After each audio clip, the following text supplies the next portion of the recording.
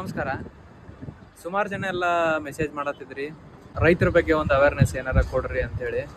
ಹೌದಂತೇಳಿ search ಮಾಡಕ್ಕಂತ ಹೋದಾಗ ರೀಸೆಂಟಾಗಿ ಸುಮಾರು ಜನ ರೈತರ ಬೇರೆ ಬೇರೆ ಬೇರೆ ರೀತಿಯಿಂದ ಹೇಳಿ ಪ್ರಾಣ ಎಲ್ಲ ಕಳ್ಕೊಳತ್ತ. ಈಗ ರೀಸೆಂಟಾಗಿ ಜಾಸ್ತಿ ಯಾವ ಥರ ಕೇಸಸ್ಗಳು ರಿಪೋರ್ಟ್ ಆಗ್ಯಾವ ಅಂತಂದ್ರೆ, ಈ ನೀರು ಹಸಕ್ಕಂತ ಹೋದಾಗ ಮೋಟ್ರ್ ಆನ್ ಮಾಡಕ್ಕಂತ ಹೋದಾಗ ಸುಮಾರು ಜನ ಪ್ರಾಣ ಕಳ್ಕೊಂಡಾರ. ಆಮೇಲೆ ನೀರು ಹಸಕ್ಕಂತ ಹೋದಾಗ ಈ ಹುಳ ಹುಪ್ಪಡಿನೋ ಅಂತ ಇಂಥದ್ದು ಏನಾರ ಕಡ್ದು ಅದರೊಳಗೂ ಸುಮಾರು ಜನ ರೈತರು ಪ್ರಾಣ ಕಳ್ಕೊಂಡಾರ.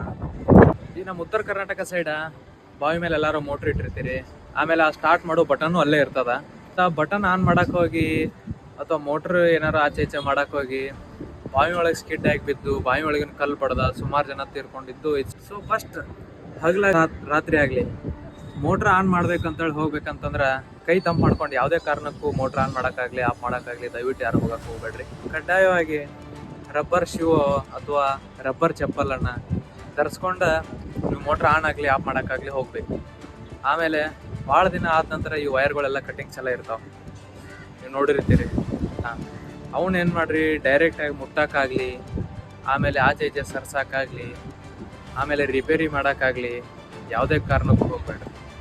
ಯಾಕಂತಂದ್ರೆ ಗೊತ್ತಿರತ್ತೆ ಮಾಹಿತಿ, ಬಟ್ ಏನಾರ ನಮ್ಮ ಬ್ಯಾಡ್ಲಕ್ಕಿದ್ರೆ ಏನಾರ ಹೆಚ್ಚು ಕಮ್ಮಿ ಆಗೋ ಚಾನ್ಸಸ್ಸು ಇರ್ತಾವೆ. ಆಮೇಲೆ ಆ ಮೋಟ್ರ್ ತೊಯ್ದಿರಾಗಲಿ ಆಮೇಲೆ ಆ ಬಟನ್ ಅಕ್ಕಪಕ್ಕ ನೀರು ಇರೋದಾಗಲಿ ಕೆಂಪು ಏನಾರು ಇದ್ರೆ ಯಾವುದೇ ಕಾರಣಕ್ಕೂ ದಯವಿಟ್ಟು ಟಚ್ ಮಾಡೋಕ್ಕೆ ಹೋಗ್ಬೇಡ್ರಿ. ಯಾಕಂದ್ರೆ ಅದರಿಂದ ಶಾಕ್ ಆಗೋ ಚಾನ್ಸಸ್ಗಳು ಜಾಸ್ತಿ ಇರ್ತಾವೆ. ಈ ಜಾಸ್ತಿ ಹಾವು ಕಚ್ಚಿ ಸಾಯ್ತಿರೋದು ಜಾಸ್ತಿ ರಾತ್ರಿನ. ಸೊ ಅದಕ್ಕೆ ದಯವಿಟ್ಟು ಎಲ್ಲರೂ ಏನು ಮಾಡಿರಿ, ಈ ತೆಲ್ಲಿಗೆ ಬ್ಯಾಟ್ರಿಯನ್ನು ಕಡ್ಡಾಯವಾಗಿ ಯೂಸ್ ಮಾಡ್ಕೊಂಡು ಹೋಗ್ರಿ. ಆಮೇಲೆ ಈ ಕಮ್ಮಿ ಲೈಟ್ ಬೀಳುವಂಥ ಬ್ಯಾಟ್ರಿಗಳನ್ನ ಯಾವುದೇ ಕಾರಣಕ್ಕೂ ಯೂಸ್ ಮಾಡಬೇಡ್ರಿ. ಆಮೇಲೆ ನೈಟ್ ಹೋಗ್ಬೇಕಾರ ಈ ಗಂಬೂಟೆಲ್ಲ ಹಾಕೊಂಡು ಹೋಗ್ರಿ.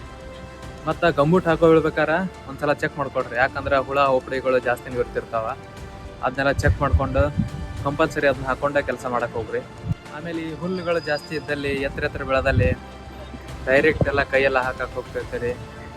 ಸೊ ಅದನ್ನೆಲ್ಲ ಒಂದು ಸ್ವಲ್ಪ ಕಟ್ಟಿಗೆಯಿಂದನೂ ಸ್ಟಿಕ್ ಯೂಸ್ ಮಾಡಿ ನೋಡ್ರಿ. ಅಂದ್ರೆ ಏನಾರ ಹುಳ ಹುಪ್ಪಡಿ ಇದ್ರೆ ಅದೇನಾರ ಬೇರೆ ಕಡೆ ಮೂವ್ ಆಗೋ ಚಾನ್ಸಸ್ ಇರ್ತದೆ.